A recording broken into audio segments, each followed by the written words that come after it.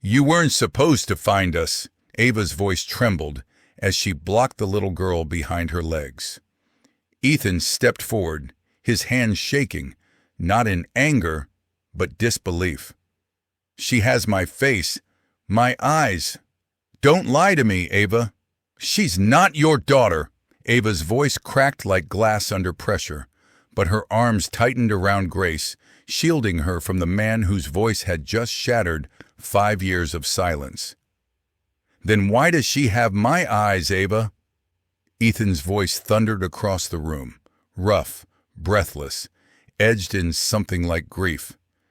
He pointed toward the girl, small, wide-eyed, her curls caught in the light, her storm-gray eyes blinking up at him.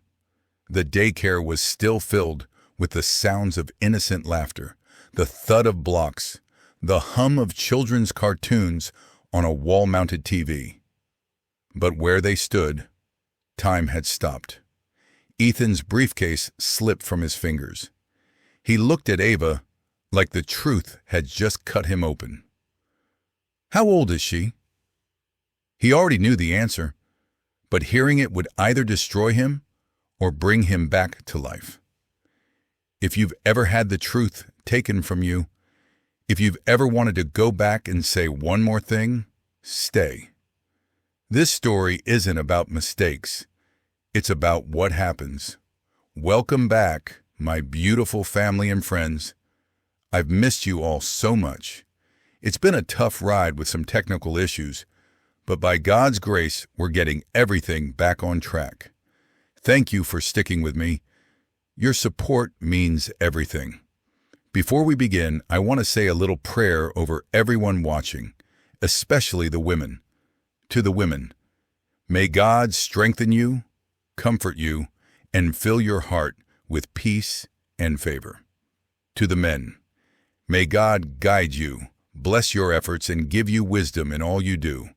And may God's protection rest on every single one of you. Amen.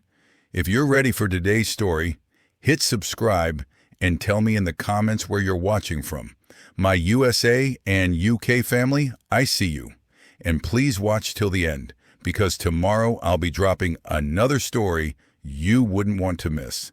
Now, let's get into the story. 5 years ago, Ava Hart vanished without a word. But before she disappeared, she read a letter, one that would change everything. It had Ethan's name, Ethan's logo, Ethan's cold signature, but Ethan never wrote it. Back then, the mornings still smelled like vanilla and roasted espresso. Ethan used to bring her coffee, always oat milk, no sugar, and whisper something ridiculous just to see her smile. They shared a condo with floor-to-ceiling windows where the city looked like it belonged to them. And for a while, it did. Ava had met Ethan Caldwell at a charity event in DuPont Circle. She was a logistics coordinator for a community pantry, and he was the billionaire CEO sponsoring the food drive. She wasn't supposed to stand out, but she did. That night, he skipped half his press, photos just to ask if she wanted to get pancakes at midnight. They'd been inseparable ever since. But by their second year, things had started to shift. Not in words. Ethan still called her sunlight when he kissed her forehead, but in energy. He was building something, a brand legacy. He had just announced a nationwide expansion of Giant Food into 10 new states. He was in meetings constantly, calls at 2 a.m., international investors, boardroom battles. Even when he was home, he wasn't home. Ava started talking to herself more than him. So when the nausea hit her one foggy morning in October, she didn't say anything. She told herself she was just late, that it was stress, that it would pass. But 3 at-home tests later, it hadn't passed. She stared at the plus sign, her hands shaking, her mind racing. How do you tell a man chasing a $6 billion valuation that his life is about to change? She didn't. Not yet. Instead, she tucked the test into the back of her closet and told herself she'd wait until things slowed down, until he took a breath, until the time was right. But the time never came. 2 weeks later, she found it. A white envelope slipped under their condo door. No stamp, no delivery label, just her name in block print. Inside, a single page. Ava, you knew what this was.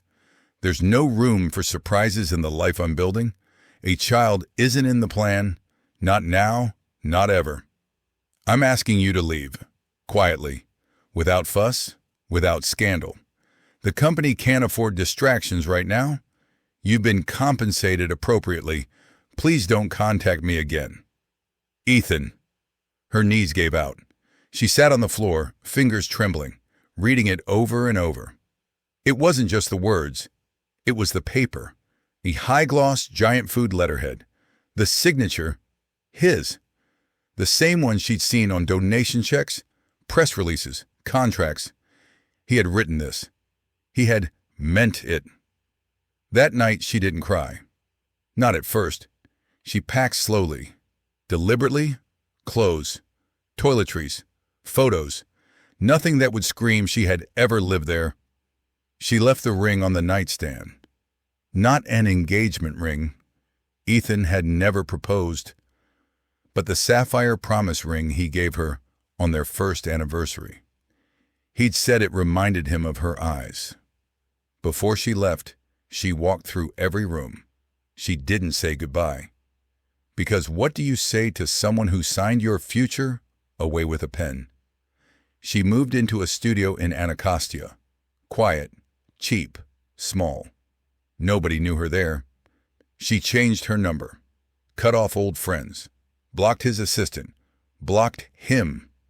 The baby grew, quietly, alone. And so did Ava. She got a part-time job at a neighborhood school, took night classes in early childhood development.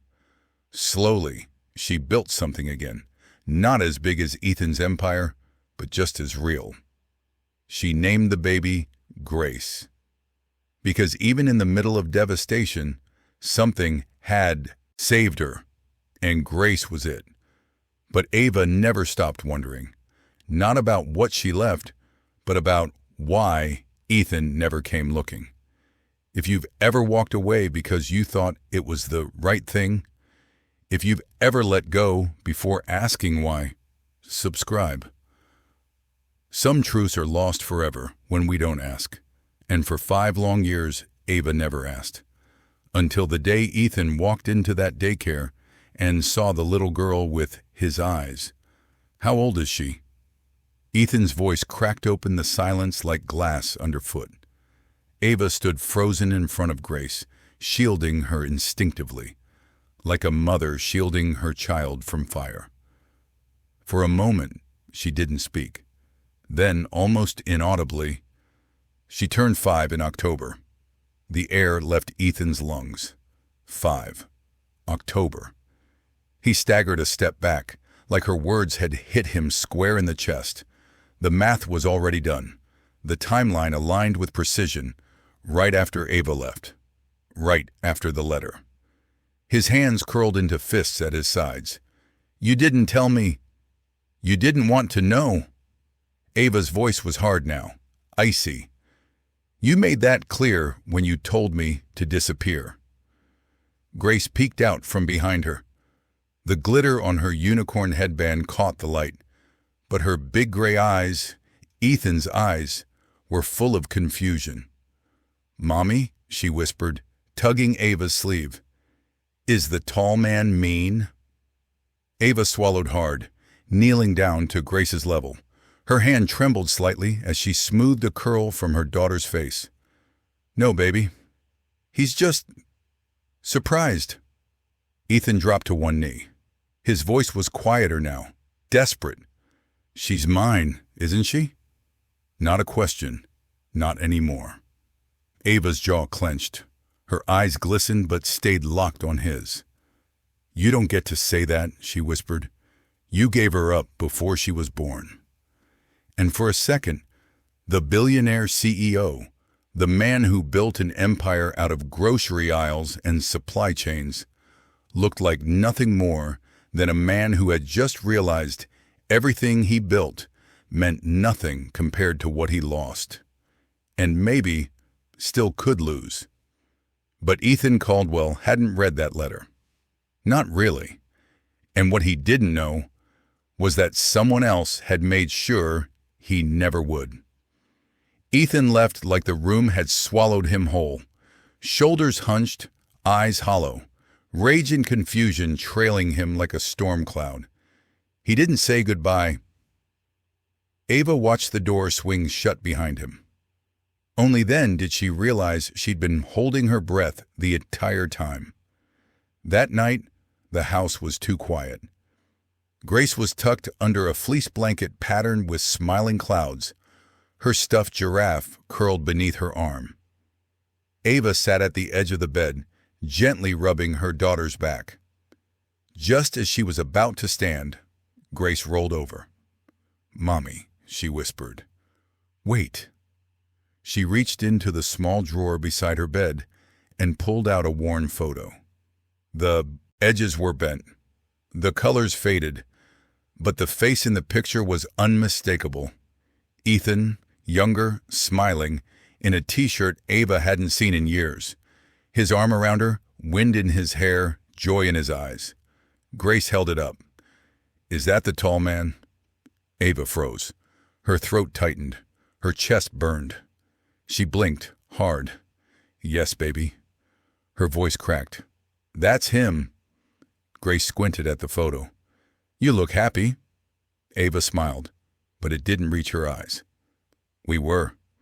Grace stared at the picture again, then tucked it under her pillow like it was a treasure. Across the city, Ethan sat alone in his penthouse office. Lights off, rain tapping against the windows. The letter, her words, the child, none of it made sense. He opened his secure email archives, dug through everything from the fall of 2018, travel logs, expense reports, press kits, and then legal correspondence. Nothing. No letter, no draft, no delivery order, no trace. His signature had been on the paper. The words, brutal, calculated, had come from his mouth, according to her. But Ethan had never written that letter. He wasn't just trying to find the truth. He was about to uncover something that had been buried on purpose. Ethan didn't sleep. By sunrise, he was already behind the wheel, heading straight to Giant Food's corporate headquarters in Northwest D.C. The building was quiet. Too early for anyone else. He used his master key to access Level 3 archives. The place smelled like ink and old paper. The kind of room built to bury secrets in alphabetized folders and quiet whispers. He typed Ava's name into the internal record system. Nothing. Then her old apartment. Bingo. Folder. 1879. He pulled it, hands tight.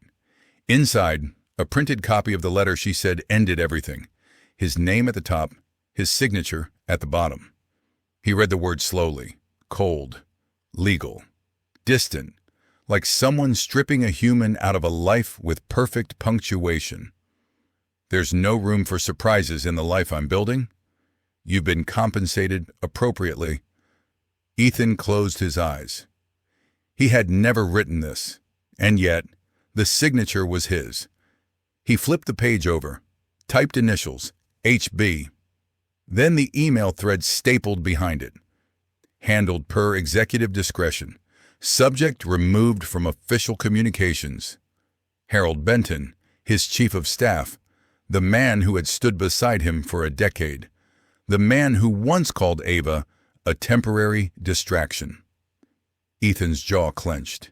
He ran his thumb along the signature again and realized it wasn't a perfect match. It was a copy, forged, filed, and used to erase a life. If someone ever rewrote your truth without asking, if you've ever been silenced by power, if love slipped through your fingers because someone else held the pen, This story is your story too. Don't scroll. Stay. Some lies were never meant to last forever. Ethan put the folder back. Not because he was done, but because he was just getting started. And Harold? He was about to answer for everything. The elevator doors slid open onto the executive floor. Ethan didn't knock. He stepped into the boardroom like a man walking into a fire. And Harold Benton barely looked up from his tablet. "You knew," Harold blinked. "Excuse me?" Ethan threw the folder onto the table. The letter, the fake signature, the thread of emails. "You forged my name. You erased her. You destroyed everything without telling me." Harold sighed, slow and unaffected, like this was just another crisis to manage. "You were weeks from announcing the IPO," he said calmly. "She was a risk. A woman like that, with your child?" Headlines, emotional mess. Investors would have panicked. Ethan's voice dropped, low and shaking. "She was the woman I loved." "And love has never been scalable," Harold replied, cool. "I did what had to be done to protect the brand. You should be thanking me." Ethan moved so fast the chair behind Harold slammed against the wall. "You don't get to speak her name," he growled. "You don't get to rewrite my life like it was a PR problem." Harold straightened, finally shaken. "It was a business decision." "No, it was betrayal." The silence between them was heavy. "You're done," Ethan said. "Effective immediately. Security will walk you out." Harold opened his mouth to argue, but the look in Ethan's eyes ended it. He walked out without a word.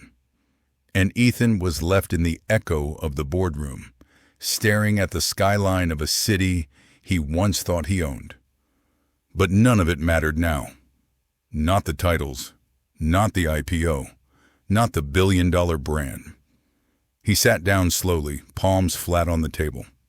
"I let them take my daughter. And I didn't even know. There are betrayals that break businesses.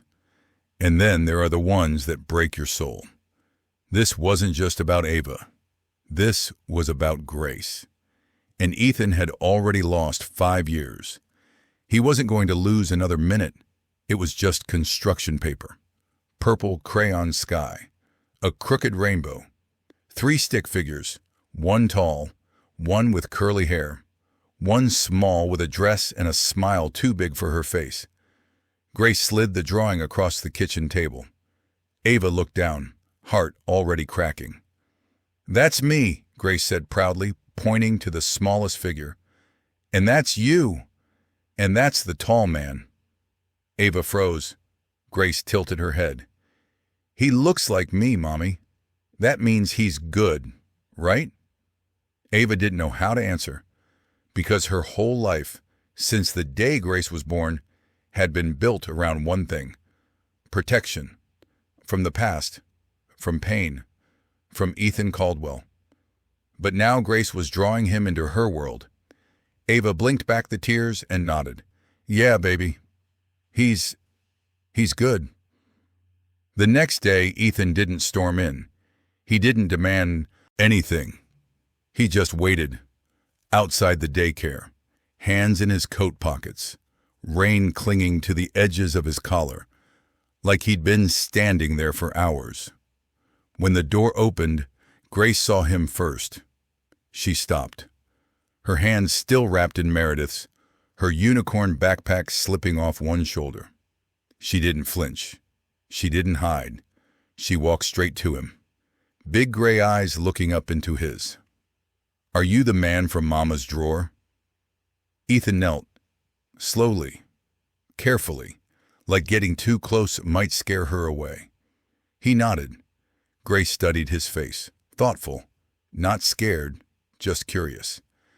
"Then I think you're my daddy." Ava stood in the doorway. She didn't stop her, didn't call her back, didn't run, because some truths find their way home even after years in the dark. And sometimes all it takes is a rainbow The envelope sat on the counter between them. Thick, heavy, white. Ava hadn't touched it. Not since the lab called that morning. Ethan stood across from her, silent, not demanding, not pushing, just waiting. Ava finally reached out, tore it open like it might bite her. Her eyes scanned the lines. And then, she saw it. 99.9% probability of paternity. Father, Ethan Caldwell. Her breath caught in her throat. For 5 years, she'd carried this secret like armor. For 5 years, she had been sure, if he knew, he'd run. Or worse, try to take Grace. But now he knew. And he wasn't running. He stepped forward, voice low. I don't want to take her from you, Ava. She looked up, barely breathing. I just want to know her. Be there. Learn what she loves. See her smile when she wins a game of Go Fish. Hear her laugh. Ava's voice cracked. What if you leave again? The fear she'd buried for 5 years finally spilled out. Raw. Unfiltered. What if you change your mind? What if she gets used to you, and you vanish? Ethan's eyes shone with something she hadn't seen before. Not anger, not pity, just grief. I can't leave what I never had, he said softly. But now I do, he stepped closer. And I won't lose her again. Some truths confirm what your heart already knew. But hearing them out loud, that's what breaks you. Not because they hurt, but because they heal the part of you that forgot how to hope.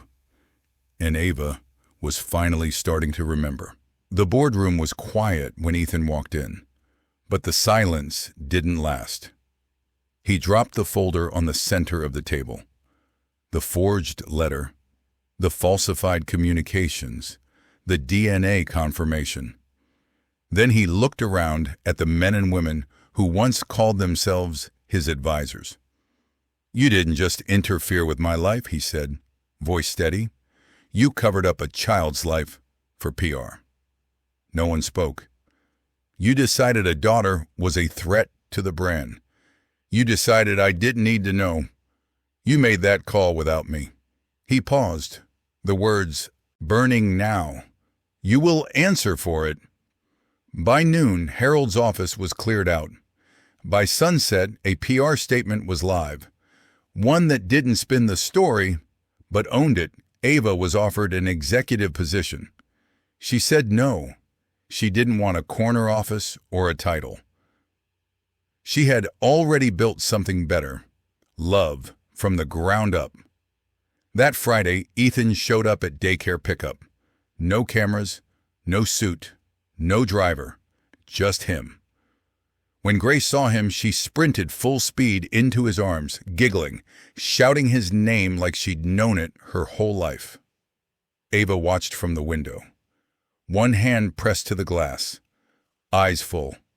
She was still scared, still healing, but somewhere deep in her chest, there was hope again. If you believe a child deserves the truth, if you believe healing is possible, even after 5 years of silence, then this story is yours too. Because every decision made in secret leaves a mark. So ask yourself, what lies are we still calling protection? What truths are we too afraid to tell? And who pays the price when silence wins? Grace didn't need perfection. She needed presence. She needed honesty. And this time, she had both. Because love didn't return with headlines. It returned quietly, one pickup at a time. Thank you so much for watching this story all the way through. If this one moved you, the next story will absolutely pull you in. It's even more unexpected, emotional, and unforgettable. Tap the video showing on your screen now to keep the journey going. You don't want to miss what happens next.